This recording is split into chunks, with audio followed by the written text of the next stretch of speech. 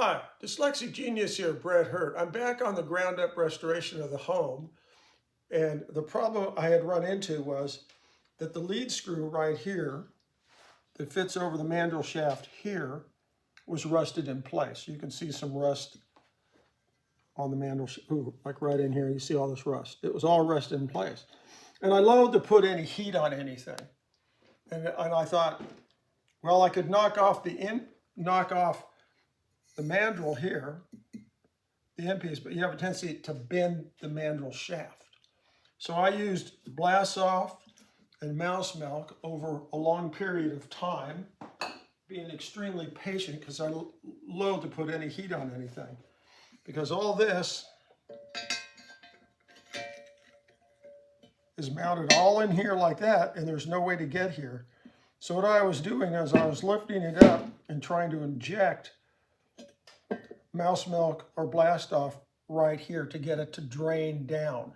And it took a long time because when I had the machine and I grabbed this, the mandrel shaft, it wouldn't turn and wouldn't turn and wouldn't turn and wouldn't budge out.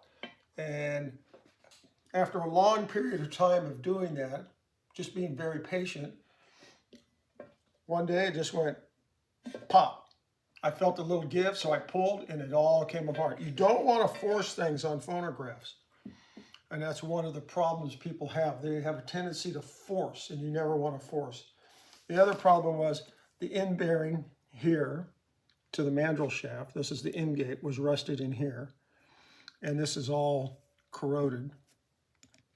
The other problem is this is the end bearing right here that fits into this casting.